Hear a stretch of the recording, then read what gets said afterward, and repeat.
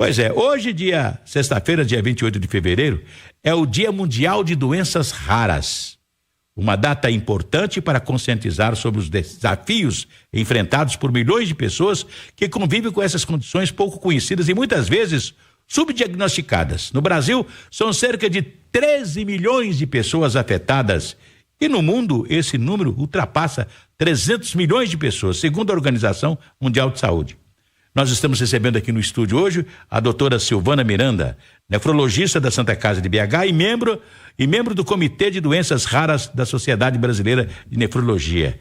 Doutora Silvana, bom dia. Bom dia, Ciro. Muito obrigada. Prazer em recebê-la aqui novamente, né? E essas doenças raras, né? Por que elas recebem esse nome? Por afetar um número pequeno de indivíduos. Então, a Organização Mundial de Saúde considera uma doença sendo rara quando ela comete até 65 pessoas num grupo de 100 mil habitantes. Sei. Então, por isso que elas são consideradas raras. Quais são os principais desafios que uma doença rara tem? Os principais desafios que os pacientes enfrentam nessa jornada iniciam primeiro pelo diagnóstico. Porque os diagnósticos, às vezes, são... A sintomatologia não necessariamente ela é específica e confunde com outras patologias. E como as doenças são raras, não necessariamente o médico vai estar familiarizado com ela. Então, costuma ter um atraso de diagnóstico ou diagnósticos inadequados que levam o paciente numa jornada em busca de entender o que está acontecendo com ele, que pode durar de 6 a 8 anos. Então, isso é um dos principais desafios. E mesmo assim, quando o paciente chega no diagnóstico, não necessariamente ele tem um tratamento específico. E como que se identifica essa pessoa com doença rara, né? Só está dizendo que o diagnóstico é difícil, né? As pessoas têm que dizer muito para o médico clínico que vai atender, que vai encaminhá-la. Exatamente. Então, acho que através de educação, implementação de políticas públicas, de diretrizes, para que a população e a área da saúde multidisciplinar passe a conhecer mais essas condições.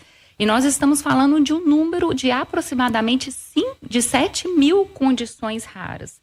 Então, uma das características é exatamente essa. Quando o paciente não tem de cara um diagnóstico fácil, óbvio, pode ser que ele esteja diante de uma doença rara. Lembrando que cerca de 70%, 75% dessas doenças acometem ainda a faixa de pediatria, as crianças.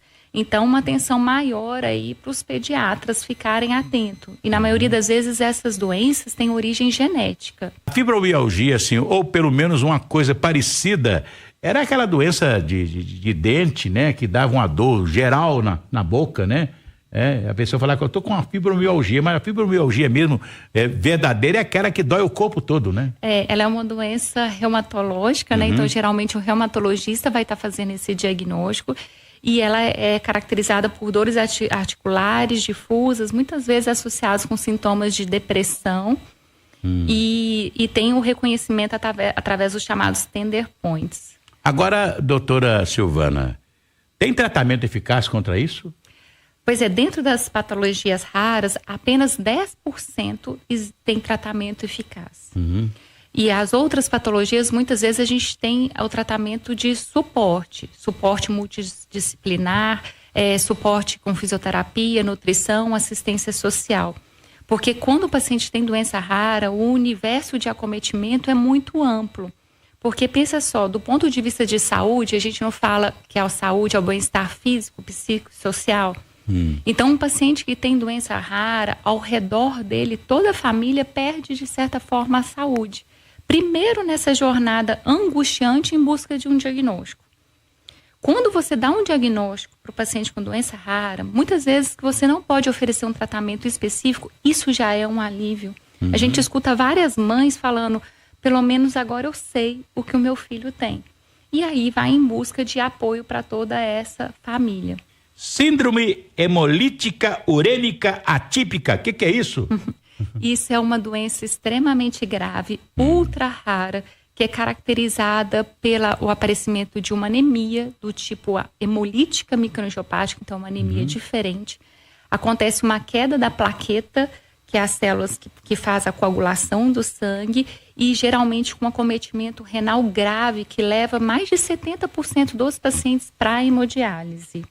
Essa doença, na maioria das vezes, ela tem a sua origem genética, onde modifica uma parte da imunidade, que ao invés de proteger o organismo, ela passa a atacar, especificamente as células endoteliais, que são as células que cobrem por dentro os vasos sanguíneos. Sei.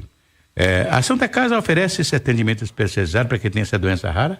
Sim, a gente tem um grupo onde a gente busca fazer o diagnóstico precoce dos pacientes com essas doenças.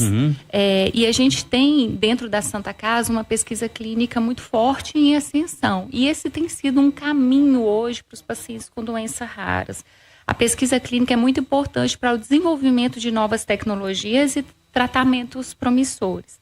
Essa doença tem um tratamento já.